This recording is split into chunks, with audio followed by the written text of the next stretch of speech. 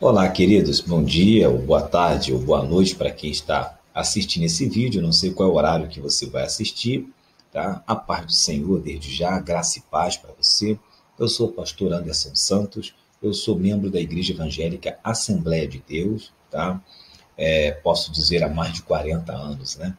Mais de 4 décadas, eu posso dizer para você que nós somos membros da Assembleia de Deus. Como vocês bem sabem, a Assembleia de Deus é uma igreja pentecostal que acredita nos dons espirituais, enfim. Eu quero deixar aqui uma palavra. Eu quero me policiar o máximo, né, para ficar bem calmo, bem tranquilo, para que a gente não venha trazer nenhum escândalo, nenhum agravo com relação ao que vem acontecendo há algum tempo no meio evangélico, né? E eu tenho observado, eu tenho analisado, e falei, poxa, eu não vou me pronunciar não, vou deixar ver, porque eu acredito que as pessoas sérias, as pessoas que são responsáveis, né, as grandes lideranças evangélicas, com certeza vai chamar esse cidadão que está fazendo isso, que tem sido, que eu chamo de neocalvinista ultra-ortodoxo, né, ou movimento neocalvinista ultra-ortodoxo, que vem se alastrando no Brasil. É o nome que eu coloquei, tá? Não significa que seja exatamente esse. É para não entrar em detalhes, em pormenores, né? Mas é um movimento que tem atacado muito a fé cristã, que eu chamo de extremista tanto quanto o outro lado. O que acontece? Tem um movimento no Brasil que está criticando o mercantilismo, né? As pessoas que comercializam a fé, que é algo que a gente sabe que acontece e não é de hoje.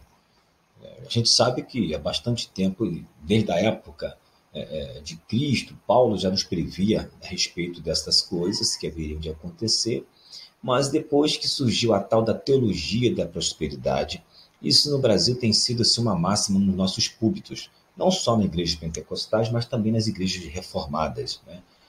Os grandes líderes dessas duas vertentes têm batido muito nessa tecla contra a teologia da prosperidade. E nesse meio, nesse ínterim, tem surgido o que eu volto a dizer, chamo, né, algumas pessoas, um movimento, vamos dizer assim, para não colocar todo o peso numa pessoa, mas um movimento que eu chamo de movimento neocalvinista ultra-ortodoxo, que para mim é o outro extremo. Se de um lado, se de um extremo, por numa ponta, nós temos as pessoas que só pregam a teologia da prosperidade somente, apenas, exclusivamente, está dando para entender? Vou repetir, somente a teologia da prosperidade. Por outro lado, nós temos um outro segmento, que é esse segmento que eu estou falando agora, que eu denominei, nem sei se existe essa nomenclatura, que eu chamo de movimento neocalvinista ultra-ortodoxo, que é esse extremo, que combate tudo dessa ponta aqui, sem levar em consideração, né, os ensinamentos da Bíblia Sagrada. Por exemplo, se de um lado é claro que é errado, é errôneo, né, a gente pregar o evangelho só de prosperidade, de riqueza, que, como se o evangelho fosse só isso. Vem para cá que você vai receber, vai ficar rico da noite para o dia, você vai ficar milionário da noite para o dia, e pronto, sem você precisar pagar um preço, sem você precisar, enfim, ter uma vida no altar pautada nas escrituras sagradas. É claro que todo mundo sabe, quem é evangélico de berço, quem estuda, quem pesquisa a Bíblia, sabe que esse não é o propósito do evangelho. Né? O propósito do cristianismo, isso aí é café com pão para todo mundo, sabe que não é esse o propósito do evangelho de Cristo. Então nós temos aqui um extremo, que só prega, só fala, só ensina isto, prosperidade o tempo todo, prosperidade, riqueza, bens materiais o tempo todo. Por outro lado, nós temos algo que eu chamo de teologia da miséria. É a teologia da miséria, ou seja, como se não pudesse um cristão ser próspero, como se fosse pecado um cristão prosperar, como se fosse pecado um cristão ter riquezas, como se fosse errôneo contra as escrituras sagradas um cristão querer melhorar de vida, ter uma vida melhor, ter uma vida mais digna, né, para ele, para sua esposa, para os seus filhos. Se uma pessoa está andando a pé, qual o problema da pessoa sonhar e trabalhar para isso, e desejar e colocar isso aos pés de Cristo, em oração, em intercessão, pedindo ao Senhor, para que ele possa melhorar de vida? Né? A gente está sempre. O homem é o homem que está. O ser humano é um ser que está sempre em crescimento, em aprimoramento em todos os sentidos, não apenas espiritual, mas também psíquico, social, financeiro, em todos os sentidos, e profissional. Ora, se você trabalha numa empresa que hoje você trabalhou, eu trabalhei 5, 10 anos da minha vida ganhando um salário mínimo. Então você tinha uma vida de acordo com o seu patamar de um salário mínimo. Se de repente aí você fez curso, você cursou uma faculdade, fez uma pós-graduação, você fez um mestrado, tá? E aí você fez um concurso, entrou numa multinacional, na empresa que agora você sai de um salário mínimo para ganhar 5, 6, 7. Ora, então o seu ritmo de vida, o seu patamar se elevou. Qual o problema de você, agora com 5, 6, 7 salário mínimo, você desejar algo melhor para a sua família? E isso aos pés de Cristo. Deus não pode prosperar um cristão?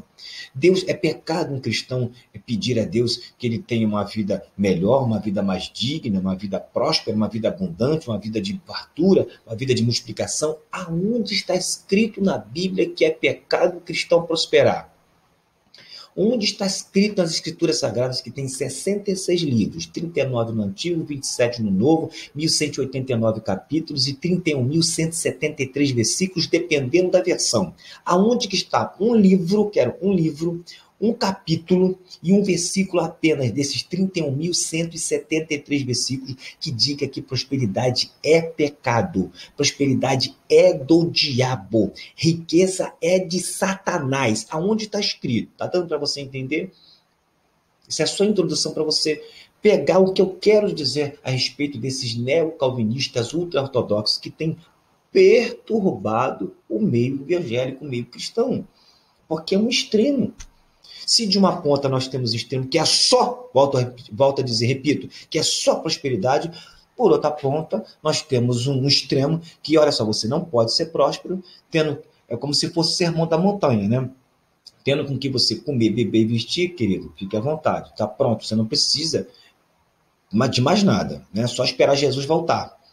Ou então, como criei alguns, né, trazer o seu reino, implantar na terra, um milênio, etc., e começar o período áureo de Cristo, tá bom? Do seu reinado na terra, ok? Com a igreja. É assim, e alguns creem, acreditam. Vamos lá, sem entrar no mero escatológico por enquanto. Qual o problema? Onde está escrito que isso é problema? Pelo contrário, os maiores nomes da Bíblia Sagrada, os homens que são referências e que inclusive estão na galeria dos heróis da fé, eram homens ricos. Nós temos, por exemplo, vamos pegar Jó, que Jó é considerado o livro mais antigo da Bíblia, né? Escrito ali por volta do século XVI a.C. Enfim, o Jó, o próprio Deus dá testemunho dele, né? Homem íntegro, reto, temente a Deus e que se desviava do mal. Qual o problema de ter riqueza? A riqueza para Jó não foi um empecilho para ele ser um homem que adorava a Deus, que cria em Deus, que respeitava, que tinha uma vida íntegra. A Bíblia não diz que ele não tinha pecado. Tá? Não misture as estações. Vem para cá confundir alho com bugalho, que não tem criança aqui não. A Bíblia diz que ele era um homem íntegro, reto, temente a Deus e que se desviava do mal. A Bíblia, em momento algum, diz que ele nunca pecou, que ele não tem pecado. Não vem com bobeira aqui não, porque tem uns crentes que parece que vem um mimimi, que é misturado com bugalho. Não tem criança aqui não, tá? Vamos bater um papo reto, maduro, adulto, tá bom? Ele era riquíssimo, o mais rico do Oriente. A Bíblia diz que ele era o mais rico do Oriente. Nós temos um outro exemplo, né? Que é Abraão, considerado o pai da fé, e de 3 grandes povos, todo mundo sabe disso, e que Deus o tirou de um lugar, né? De uma terra pagã, de uma terra idólatra. A Bíblia diz, no livro de Gênesis, você pode conferir lá, que Abraão era rico em prata, ouro e gado. Riquíssimo. Erra quem pensa, né, que Abraão era um nômade, coisíssima nenhuma, era um comerciante muito bem sucedido. Era como se fosse hoje um grande empresário, um mega empresário. Não era um nômade que ficava rodando daqui para ali, mendigando um pedacinho, dá um pedacinho de pão, dá um pouquinho de arroz, um pouquinho de feijão. Não, ele era um grande empresário, um grande comerciante na sua época. A Bíblia diz, está lá escrito em Gênesis, lê capítulo 10, capítulo 11, capítulo 12, você vai encontrar lá. E Abraão, que era rico em prata, ouro e gado. Olha que esse homem extraordinário. E quando Deus pede para Abraão, né, dentro de um teste da prova que Deus estava fazendo a Abraão, que ele sacrificasse seu filho Isaque. Eu não vou entrar no mérito exegético da questão, se Isaque era criança, se tinha 12, 18 ou 30, como alguns 30 anos de idade ou até mais, como diz alguns livros. Não vou entrar nesse mérito, tá bom? Ele leva o seu filho para o Monte Moriá, e a Bíblia diz que ele cria que das cinzas Deus poderia ressuscitar Isaque, restaurar Isaque. Olha que homem extraordinário. E ele pegou o cutelo para poder mesmo sacrificar o seu filho a Deus. E a voz bradou dos céus. Então, riqueza nunca foi um problema.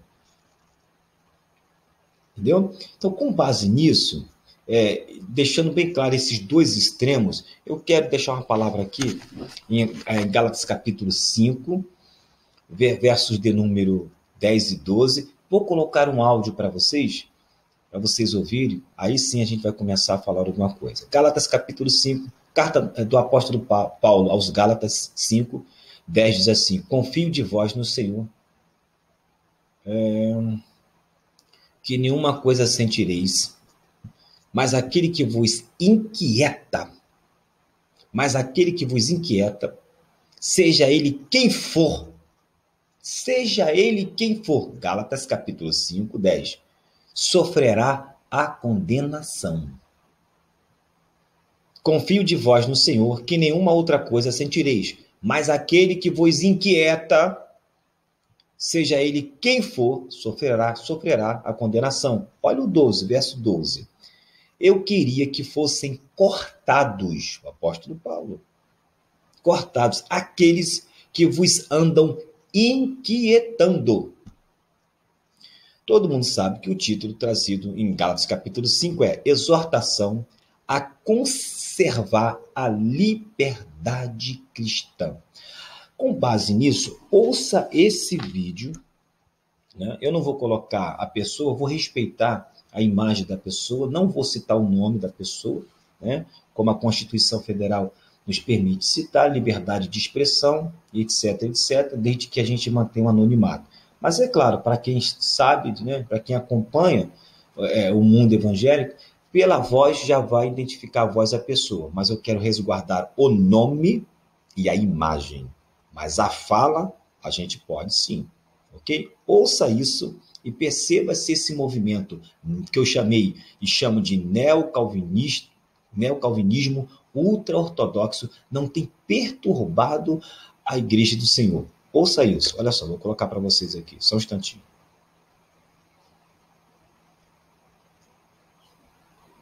Lá vai. Deixa eu mexer aqui. Ouça.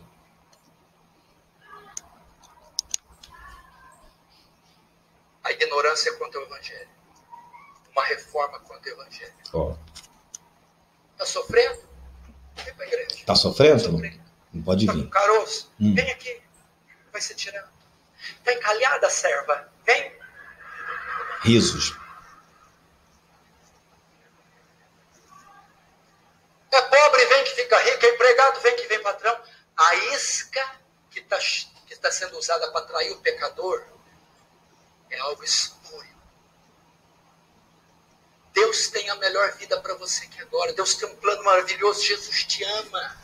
As pessoas estão equivocadas. A isca para trazer o povo, irmão, é campanha, é a unção, é o milagre, a prosperidade. Milagre. Nós não temos conhecimento do Evangelho. Ignorância quanto ao Evangelho. O Evangelho não é a melhor vida aqui na terra, não é cura, não é riqueza. O Evangelho, querido, resume-se nisso. Um Deus santo e justo salva pecadores injustos mediante a morte substitutiva do seu Filho. O seu Filho, naquela cruz, leva o nosso pecado, com o nosso pecado a culpa, e ele paga pela culpa, sendo despejada nele a ira de Deus. Quando a ira de Deus é despejada, Deus satisfaz a sua justiça, e agora ele pode ser justo e justificador daquele que crê. Jesus, no terceiro dia, ressuscita dos mortos, demonstrando assim que Deus aceitou o seu sacrifício. E agora, mediante o sacrifício, ele ordena que todos os homens, em todos os lugares, se arrependam e creiam no Evangelho. Isso é o Evangelho. Entendeu? Isso Isso é o evangelho. Então, para os que eu chamo de neocalvinistas, ultra-ortodoxos, isso é o evangelho. A ira de Deus sendo derramada, Deus, na visão deles, é um Deus que está sempre irado, sempre iracundo, sempre carrancudo. Ele precisa derramar a sua ira sobre o pecador, os homens, enfim. E no início do vídeo que eu coloquei aqui para vocês, o pregador, vamos dizer assim, ele deixa claro, está sofrendo, está criticando essas igrejas que fazem esses trabalhos, né? Que acolhem as pessoas, que acolhem as vidas. Está sofrendo? Vem para cá, como se fosse errado. Quer dizer, então, que as igrejas reformadas não acolhem quem está sofrendo? Quem está sofrendo nas igrejas reformadas vai para onde? Está sofrendo? Vem para cá. Isso é errado? Quem está sofrendo vai para onde? Para o psicólogo? Nada contra a psicologia, pelo contrário. Pelo contrário. Então, para que pastor? Procure conhecer o estado das tuas ovelhas e cuida dos teus rebanhos. Então, não serve mais esse versículo, esse texto? Esse texto não serve mais.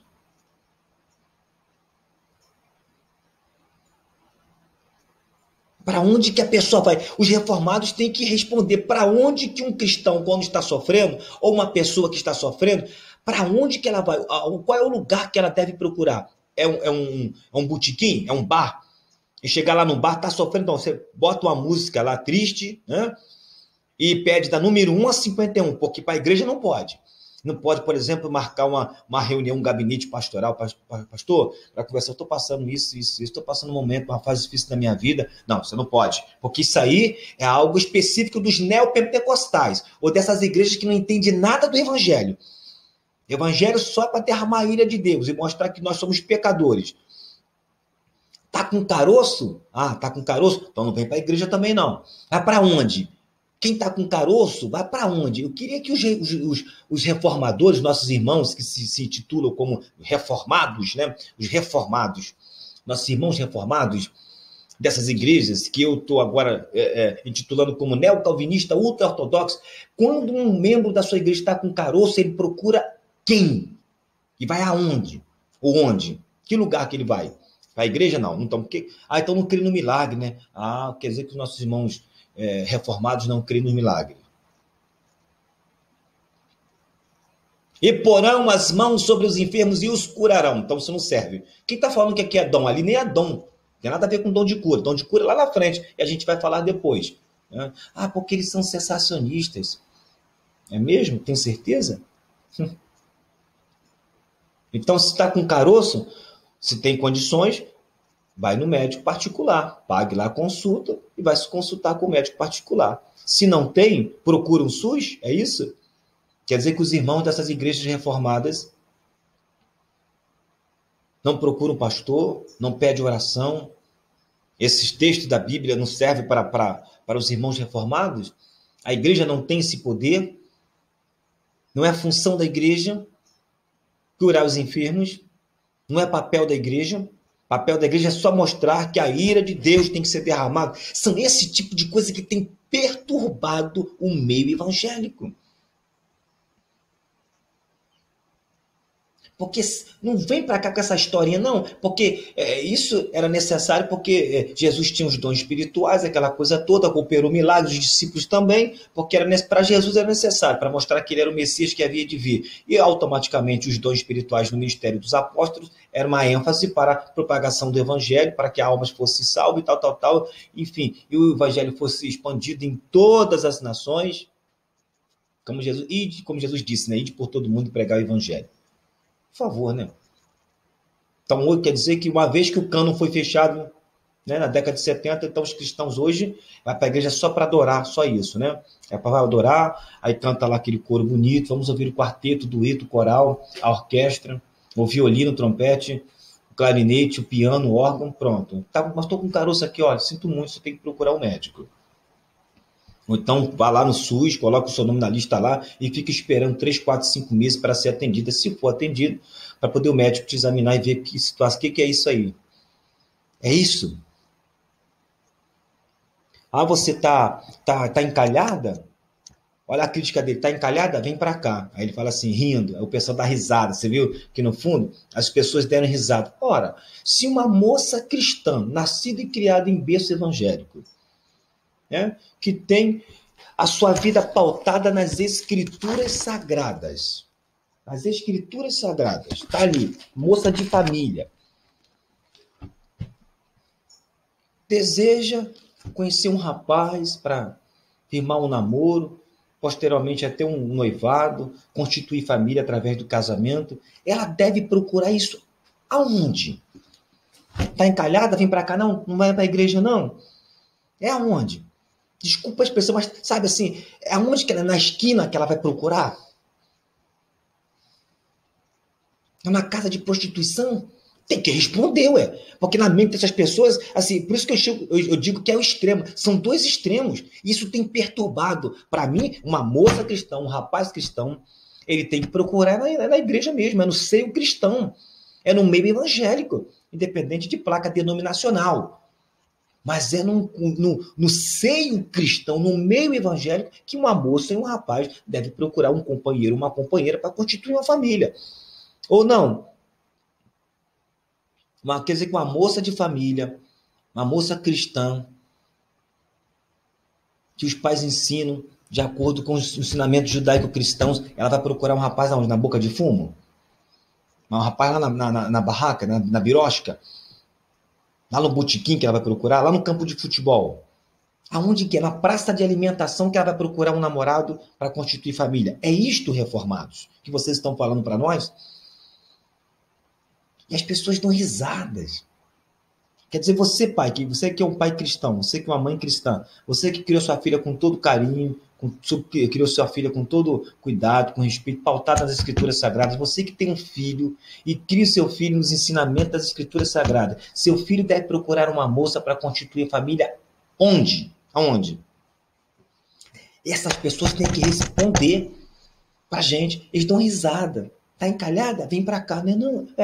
Quer dizer que a igreja não tem poder para orientar? Não estou dizendo que a igreja vai dizer, é com esse aqui que você tem que casar. Não, mas a igreja não pode ter o papel de orientar o jovem, que muitas vezes o jovem não tem a experiência que um pastor tem, que uma liderança tem, que uma irmã da igreja tem, muito mais do que um jovem que está começando a vida agora com uma série de situações. E aí orienta-se através de cursos, através de palestras, através de seminários, a observar as ações, as atitudes, os sinais. Não é na igreja que tem que se ensinar isso, não? É onde? Com revista pornográfica que ela vai encontrar um rapaz para constituir família? E eles dão risada. E diga-se de passagem, eu não posso esquecer isso aqui. Esse cidadão está pregando na igreja e no púlpito está ninguém mais, ninguém menos, eu não vou citar o nome dele, mas de repente quem fuçar na internet vai achar. Está um reverendo que é muito respeitado, um reverendo que é muito conceituado. Tem conhecimento, tem estudo, tem formação teológica das melhores, inclusive prega em muitas igrejas pentecostais. E ele está sentado na tribuna, está sentado no púlpito, ouvindo esse tipo que eu chamo de aberração, perturbação do meio cristão. Quer dizer que se você está encalhada, você não pode ir na igreja. Conversar com o pastor. Pastor, estou passando um momento assim, assim. Gostaria de saber qual a orientação que o senhor teria para nós. Porque o pastor é espelho da igreja. Um pastor que tem 30 anos de casado, não tem exemplo para dar, não tem uma palavra, uma orientação para dar, uma exortação, uma consolação. Um pastor que tem 50 anos de casado, não pode orientar uma moça, não pode orientar um rapaz. Aí buscar uma jovem para o seu casamento, para constituir família, mostrando os sinais, mostrando as características, pautando de acordo com o que diz as escrituras sagradas? Não pode. É pecado isso? Tá dando para você entender o extremo que eu estou tentando abordar? Com relação ao milagre, vamos lá. Nós sabemos que alguns reformados são cessacionistas, acreditam que os dons espirituais cessaram. Sendo que, eu não vou entrar assim, não vou entrar, né, no mérito, dizer que eles estão errados. Vocês acham que estão errados? Quem sou eu para dizer que eles estão errados? Quem sou eu para julgar? Agora, querido, aonde que no texto de 1 Coríntios, capítulo 13, versículo 8, diz que cessaram os dons? Olha o que diz 1 Coríntios, vamos lá. 1 Coríntios 13, versículo 8. O amor nunca falha, mas havendo profecias serão aniquiladas. Havendo línguas, cessarão.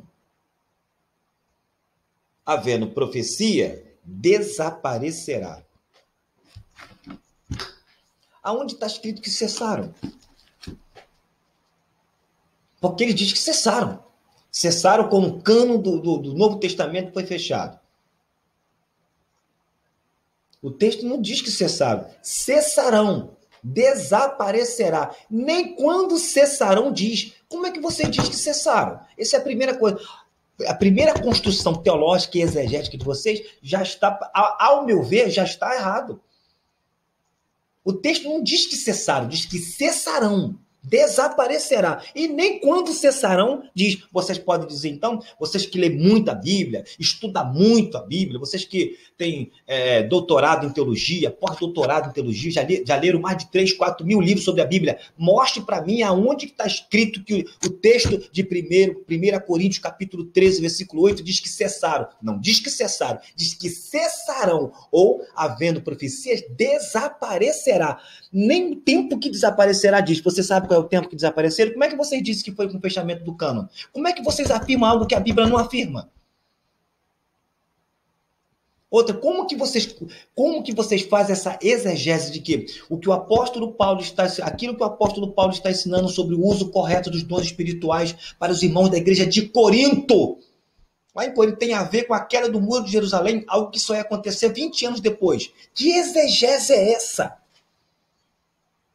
Vou repetir. Vocês afirmam que aquilo que o apóstolo Paulo está ensinando sobre o uso correto dos dons espirituais na Grécia, lá em Corinto,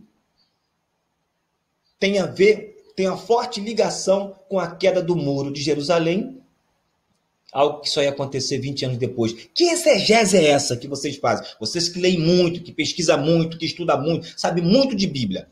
Tem como aceitar isso? Aí o que vocês fazem? Primeiro, aí vocês fazem essa construção teológica que diz, claro, os dons espirituais foram a máxima no ministério de Jesus, até para mostrar que ele era o Messias que havia de vir, etc, etc, etc. Né? Todos os milagres que ele operou, todas as grandes obras que ele, as curas que ele realizou e tal. E depois, no ministério dos apóstolos, até para a propagação do evangelho, para que muitas almas se rendessem a Cristo, ok? Mas depois, isso não é visto mais. Aí vocês usam a patrística, usam os pais da igreja, usam o período de sombrio da igreja cristã, a partir do 3º século, né, com Constantino em diante, enfim. E aí termina com a construção histórica lá nos pré-reformadores e nos reformadores, dizendo que os grandes reformadores, por exemplo, Lutero, Calvino, e muitos outros, Zwingli, o nome que vocês quiserem dar aí, de pré-reformadores e reformadores, como John Huss, Savonarola, John Knox, né, e Abraham Kuyper, lá na Holanda, por exemplo, um grande reformador, inclusive ministro da educação, tá? Lindo, lindo, lindo. Depois a gente vai falar sobre o cristão e a política. Aí vocês dizem que eles não falaram nada sobre isso. Ponto final. Então, logo, os dons cessaram. Mas vocês não conseguem explicar, por exemplo, como que vocês explicariam o ministério de Kathryn Kuhlman? Kathryn Kuhlman, que fazia cruzada nos Estados Unidos, em diversos lugares, cruzada até de cadeirantes, nos estádio de futebol, rodeado de cadeirantes. E ela pregava, e detalhe, ela não corria para lá, não corria para cá. Ela não ficava fazendo aquela gritaria toda, como vocês criticam os pentecostais e neopentecostais, nada disso. E ela fazia cruzada de milagres. Vai dizer que aquilo ali era meninice? Vai dizer que aquilo ali era tudo emoção? Vai dizer que aquilo ali era ações psicossomáticas? Que era uso da neurolinguística que ela fazia? Ah, por favor. Vai dizer que aquilo ali não era ação do Espírito Santo? Ah, então já sei. Vocês vão dizer que aquilo ali era vida de oração, porque essa é a resposta que os reformados dão para poder tentar se desculpar. É vida de oração. Então vá e façam mesmo. Orem bastante e façam mesmo. Quem foi que disse que a igreja não pode operar curas e milagres? Aonde está escrito? Explica isso o ministério de Kathryn Kuhlman. Tem até um livro escrito, né, que vocês podem pesquisar, biografia autorizada de Kathryn Kuhlman. Mostra para nós que somos pentecostais, que todos os milagres, toda aquela operação, aquele ministério todinho de Kathryn Kuhlman, aquilo não passou de meninice, passou de criancice. Era tudo emoção. Aquilo ali, nada daquilo ali era verdade, aquelas curas foram tudo armado, aquilo foi tudo combinado, entendeu? Ela entre as pessoas, crianças, cadeirantes que passaram a andar, surdos que passaram a ouvir, mudos que passaram a falar, cegos que passaram a enxergar, caroços que desapareceram, tudo aquilo ali, coxos que passaram a andar, tudo aquilo ali era armação. Prova então para nós, com todo o seu conhecimento teológico. Vou dar outro exemplo. Smith Wigglesworth. Smith Wigglesworth, o homem que citou, segundo alguns, 18 pessoas no seu ministério. Os mais críticos dizem que Smith Wigglesworth ressuscitou 10 pessoas durante seu ministério, inclusive a sua própria esposa. Quando a esposa dele faleceu, ele orou e pediu a Deus para que ela revivesse. E parece que ela ficou morta entre 10, 15, 20 minutos, depois de ter recebido o óbito mesmo, né? Os médicos comprovaram que ela havia falecido. E aí ele ora pela própria esposa e a esposa revive. Vai dizer o quê? Que aquilo ali também era emoção? Que ele foi artimanha? Foi combinado com a esposa dele? A esposa dele combinou aquilo ali? Prova para nós que os dons... Aí sabe o que vocês dizem? Ah, não, peraí. No início vocês disseram que todos os dons cessaram. Aí depois, quando viram que coisas grandes, que coisas fortes estavam acontecendo no mundo, vocês disseram, não, dentro desse pacote aí, alguns continuaram. Ah, aonde tem isso? Tem base bíblica?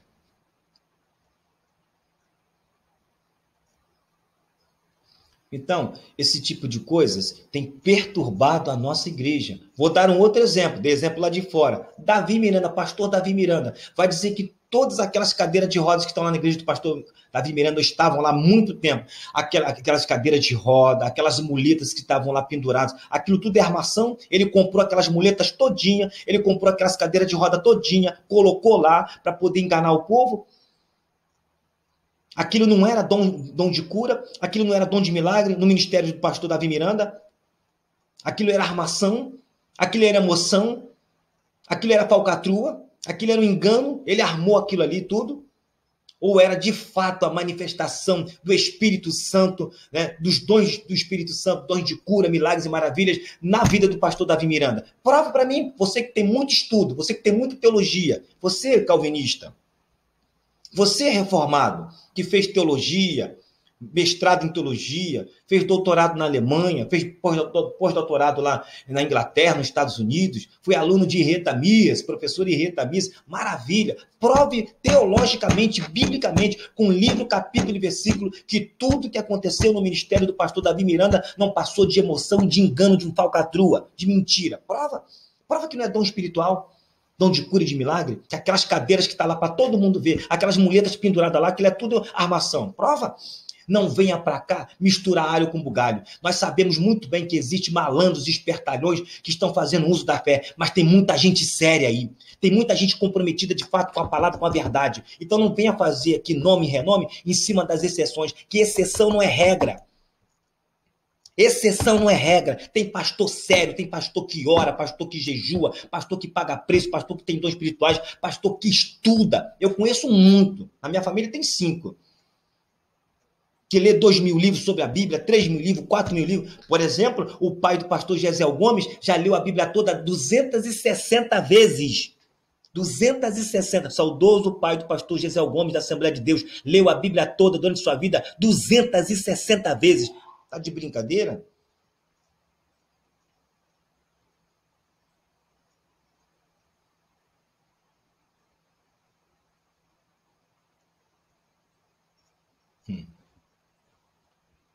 E depois diz que são crentes, né?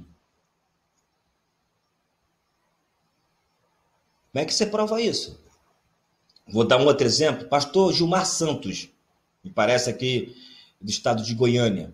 Presidente de convenção, homem sério, tem doutorado, pós-doutorado também em teologia, diretor de seminário teológico, homem que prega uma palavra séria, uma palavra madura, uma palavra coesa, consubstanciável, uma palavra com vazamento bíblico nas escrituras sagradas. E ele tem um dom da cura. As cruzadas que ele já realizou no Brasil e até no exterior, na África, por exemplo, no Japão também. Vai dizer que os milagres que aconteceram no ministério, que acontece no ministério do pastor Gilmar Santos também é feito de psicológico, é psicossomático, é questão neurolinguística, Aquilo ali é emoção? Ou então apenas uma vida de oração?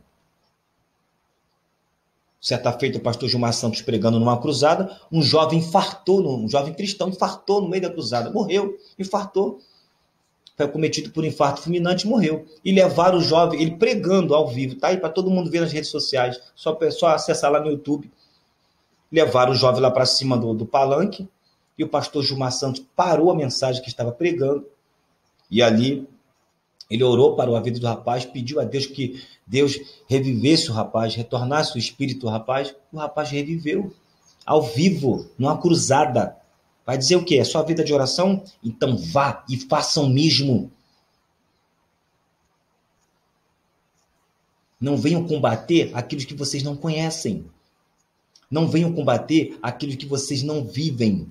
A experiência que vocês não vivem. Eu queria que você mostrasse para nós, com todo ensinamento, com todo estudo que você tem,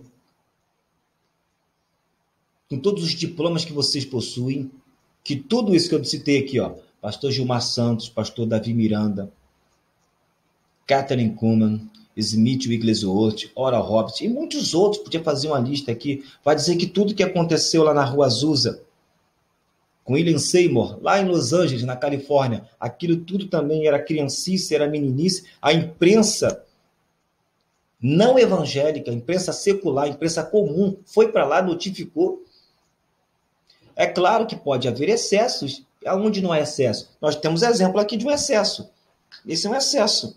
Excesso existe. E não é de hoje. O apóstolo Paulo, por exemplo, ele corrigiu os excessos que havia na igreja de Corinto. O excesso sempre houve e haverá. Agora, não é por causa dos excessos que vai se extinguir, é diferente. Excesso é para ser corrigido, não para ser extinguido, é diferente. O apóstolo Paulo não extinguiu, mas corrigiu. Ele ensinou como fazer o uso correto dos dons espirituais. E não extinguiu, ó, acabou, parou, que vocês não estão sabendo usar, então para com esse negócio. Foi isso que ele fez? Você pode até falar dos excessos que haviam na Rua Azusa, com William Seymour, lá em Los Angeles, mas você vai dizer para mim que por causa dos excessos tem que se extinguir? Se você disser isso, então essa pessoa que está pregando isso, ele tem que ser extinto, ao invés de ser corrigido. Quem está dizendo que uma jovem solteira, ou na expressão que chula que ele utilizou, encalhada, não deve vir para a igreja, esse tipo de ensinamento tem que ser extinto. De uma pessoa que tem um caroço não deve ir à igreja, esse tipo de ensinamento tem que ser extinto. Que uma pessoa que está sofrendo, ela não deve ir na igreja, deve ir sei lá onde, talvez na cabeça dele, aqui no centro espírita, de repente deve ir lá no botequim, num bar. Esse tipo de ensinamento tem que ser extinto. Aí eu deixo para vocês essa opção. A correção ou a extinção? O apóstolo Paulo corrigiu. Ele ensinou como fazer o uso correto dos dons espirituais. Agora, fechar aqui mais uma vez. Aonde está escrito na Bíblia Sagrada que é pecado um cristão ser próspero? Tem algum versículo? Aonde está escrito que prosperidade é do diabo? Nós não temos nada a ver com a salada que as pessoas fazem com relação aos ensinamentos da Bíblia Sagrada. Onde está escrito que riqueza é pecado? Ou que riqueza é do diabo? Aonde está escrito isso? Em Ageu 2:8? Ah. Então eu quero deixar esse vídeo aqui, tá? Para vocês analisarem, fazer reflexão. E pode deixar comentário aqui embaixo. Vai ser um prazer responder o comentário de vocês. Não esqueça, vocês precisam responder se todo o ministério, toda a manifestação, os dons espirituais que aconteceu, as curas e milagres que aconteceram no ministério dessas pessoas que eu citei aqui, pastor Gilmar Santos, pastor Davi Miranda, tá? A missionária Kathryn Kuhlman, tem até vídeo dela na internet, e na vida de Smith Wigglesworth, tudo isso não passou de emoção, de uma ação neurolinguística, de balela, de conversa fiada, de falcatrua, de armação, ou então simplesmente de uma vida de oração. Que se vocês disserem isso, A pergunta é, então por que vocês não fazem? Vocês não oram? Os reformados só lê Bíblia, não ora? Fique na paz.